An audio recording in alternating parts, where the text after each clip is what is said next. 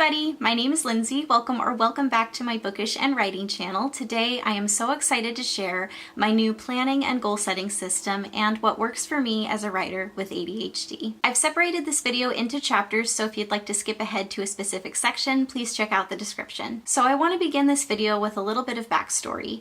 Before I knew or even suspected that I had ADHD, I really severely struggled with time management and achieving my goals. Even if I achieved these goals, they were usually achieved by putting them off until the last minute where I absolutely had to do them. I can recall several times throughout high school and university especially where I would put off an essay or a homework assignment or studying for a test until the very last minute, probably 1 or 2 nights before I had to turn in the thing or take the test. And as a result, I would stay up all night. I remember one time I stayed up 2 nights in a row, that was rough, to complete the assignment basically. And I would do the thing and I would turn it in on time and I would take the test confidently and I would consistently get good grades. So the system seemed to be working for me, but not quite. As somebody with ADHD, I already struggled to pay attention in class, especially a class that I found boring or uninteresting or not relevant to what I wanted to learn. And so the fact that I had maybe 0 to 2 hours of sleep the night before really did not help. So I would achieve these goals, but at the bare minimum, and they would affect my health, and they would it was just kind of a never-ending cycle of never feeling like I was on top of anything or doing anything outside of what I absolutely had to do in order to get a good grade or go to the next grade or graduate, etc. Since I was a kid, I wanted to be an author. That was the big dream. It has always been my big dream, and I'm pretty sure, I'm 32 now, I'm pretty sure that's always going to be my big dream, is be an author. And then after I achieve being a published author, it's publish another book and another book and another book and just keep writing for the rest of my life. But the thing is, I was accomplishing all of the goals that I needed to that were more structured because the school system kind of seemed to work for me, I guess, because I knew when assignments were due and there was no flexibility there. They absolutely had to be done by a certain date. But when it came to setting my own goals for my own dreams, and it was all up to me to set those goals and do those things on time, I could just never do it. I didn't know how. I didn't know how long things took. I didn't know what I needed to learn. I didn't know what I needed to do. I knew what I wanted. That was very clear, but I didn't know how to break up a big goal into smaller goals and then realistically know how to spend my time in order to achieve them. And so I remember there were so many times where I felt so down because I would be like, okay, I want to publish a book before I graduate high school. I want to publish a book before I graduate university. I want to publish a book before I graduate grad school. I want to publish a book in my 20s. And years would go by and I'm still unpublished. I'm 32. I am starting to get a little bit rambly, but I do want to note before I get back on topic that I'm no longer down about myself about the fact that I'm 32 and I haven't published anything yet. For many reasons, but if I could try to sum it all up, it's because writing-wise, I've learned a lot about writing craft in my 32 years, and I feel like I am finally ready to share my work publicly, and I feel like my work is strong enough to do so. I also very recently changed my publishing dreams, so it's actually very good that I didn't make any moves as far as publishing goes before now. I had wanted to traditionally publish, but now I want to self-publish. It just feels like everything's really coming together now, and it's okay that it took longer than I thought it would. Everybody's on their own timeline, and more importantly, I love my life, and the fact that I have not published a book yet doesn't mean that I'm a failure. It doesn't mean that I am lazy. It doesn't mean that I will never publish a book. I am very happy with where I'm at. So anyway, moving on. So going back on topic, before I knew I had ADHD, I tried so many different planning methods and it just felt like I was continually hitting a wall. I tried to do very structured, very rigid planning, and that ended up falling apart every time. I would lay out all of my goals for the week and then I would look at my day-to-day and when I wasn't in school and when I wasn't working, and okay, at 6 p.m. for 1 hour or for 2 hours I can study AP biology.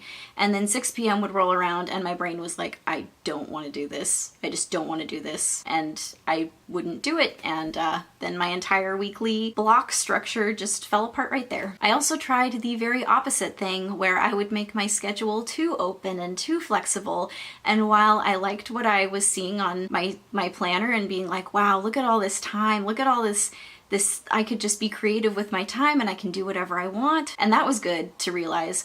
But because it was too flexible and too open-minded, the plan to write when I felt like it or study when I felt like it, I wasn't always feeling like it. And so that ended up not working well as you can imagine. Because I didn't know how my brain worked, I didn't know I had ADHD, this also led to a lot of negative thoughts about myself. I wondered why my brain couldn't focus in class like my friends could. I wondered why it seemed to me like studying took 2 or 3 times or even longer than it should. I wondered why information just wasn't sticking. And then those thoughts turned into, am I lazy? Am I unmotivated? Am I not smart? But I was none of those things. I was neurodivergent and I was trying to approach things in a neurotypical way, which is why it wasn't working. I was diagnosed with ADHD in my early 30s. I didn't even suspect that I had ADHD until I was on YouTube looking for some time management tips and organizational tips because I was still struggling with all of those things and I was looking for help.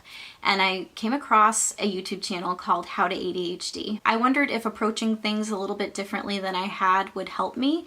And so I looked at some of her videos on organization tips and time management tips, and I saved a lot of those to a playlist so I could reference them for later because a lot of what Jessica McCabe, the host of the channel, a lot of what she said really resonated with me, and I thought, I think this can work, and I would try it. And it worked. Not all the time, but definitely with a higher success rate than what I was trying before. That's when I started wondering if I had ADHD. I started researching ADHD and I started following some Twitter accounts that would post tweets about ADHD, and it seemed like nearly every Twitter post from these accounts was resonating with me.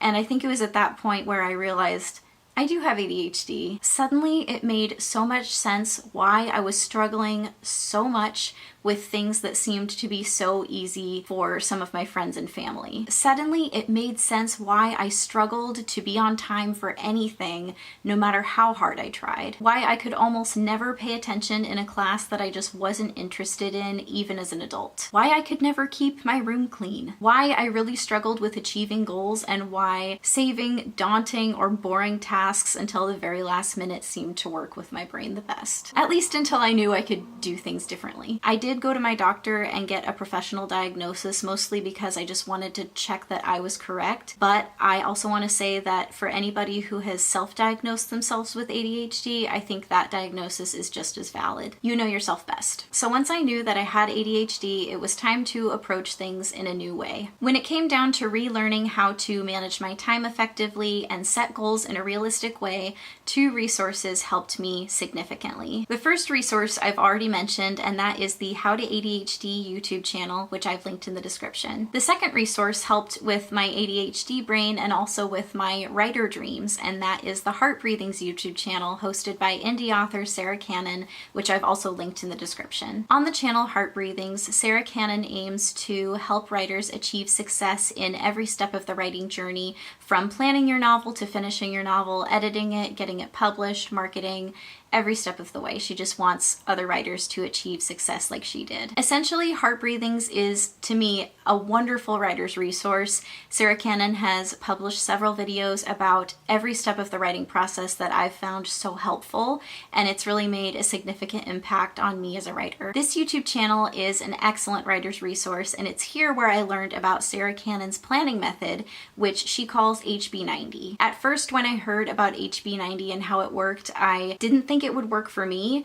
because to me it seemed like it was too rigid and too structured and not very flexible enough, and I was like, okay, I know from experience that that doesn't work for me. But after I looked into it a little bit more, watched some more videos about what HB90 was, and after hearing in particular Sarah Cannon explain that a lot of people with ADHD found the HB90 system very helpful for them, I thought, okay, I want to try this out too. After many hours of video watching, note-taking, and learning, after I combined everything that I learned from these 2 YouTube channels, How to ADHD and Heart Breathings, I finally found a planning system catered to my brain that finally worked for me. And now at the age of 32, I can finally say that I feel organized and on top of my goals. At least for now, so we're gonna keep doing what works. So, what is working for me? The simple answer is taking a big goal, breaking it down into smaller, more achievable tasks, and then breaking those into even smaller, more achievable tasks, and then scheduling them out yearly, quarterly, monthly, weekly, daily, in a way that makes sense. And what makes sense is accounting for buffer time. I never used to account for buffer time before, which is probably one of the biggest reasons why I could never stay on target with my goals. But now I am making time for unexpected things like getting sick, or needing a day where I just do nothing because I'm so overwhelmed or tired. Or if there is a certain day where I plan on writing, but my brain wants to focus on learning about self-publishing instead. This system has really been working for me for several reasons. One of the reasons is because I don't just have one goal that I'm working toward and I'm just kind of meandering until I get there, or even if I get there. I have taken that goal, I know the steps to get there, and I have a better understanding of how much time it takes to do each of these tasks in order to get to the major eventual goal. At the same time, this planning system also is very friendly to my ADHD brain because it's flexible, it accounts for buffer time, and it's not so rigid and so structured that I feel like I need to stay up all night in order to get something done. So far, we're about a month and a half into 2024, and I am on target to achieve my quarterly one goals, and I don't feel like I've burned the candle at both ends. In fact, I actually did get sick for a few weeks, and so I did have to use buffer time, and there were some days where I needed to take a break and just do nothing, and I'm still on track with my goals. So the way I make this work, this is going to sound extremely rigid, but just hear me out. Okay.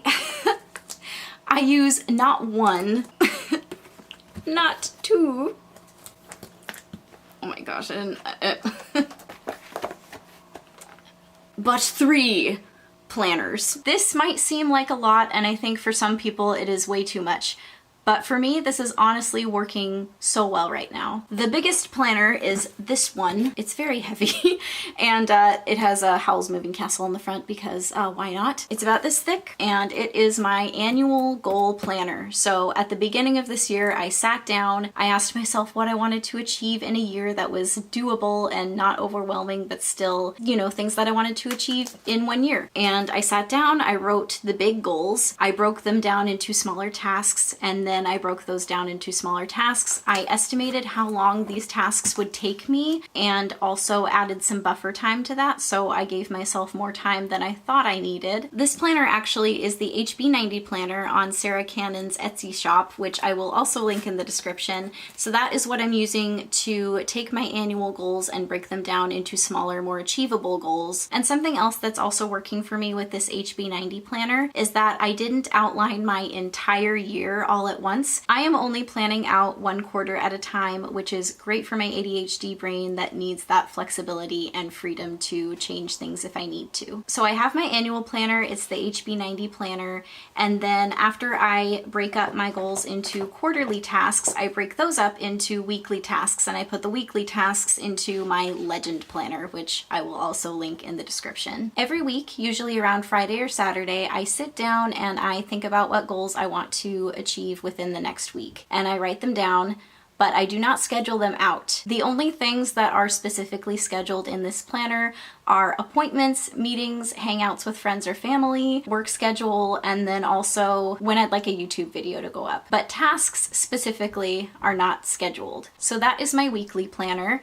And then the final planner that I have is my daily planner. This is actually a journal that I have transformed into a daily planner. So with this, every evening I sit down, I look at my tasks for the week, and then I break down those tasks into smaller goals, and I decide which of these smaller goals I want to try to work on the next day. I used to write the most overwhelmingly over-ambitious daily task list that you have ever seen, and it was not a good method. I guess my reasoning was that if I tried to do more than I thought I could get a lot done, but it wasn't fun, and sometimes I would look at that really ridiculously long task list and be like, no. So now I am much better at quickly creating a daily task list that is definitely achievable, but at the same time, I never expect myself to cross off every task on the list. There have been days where I've been able to cross off every task on the list and even add some more to it.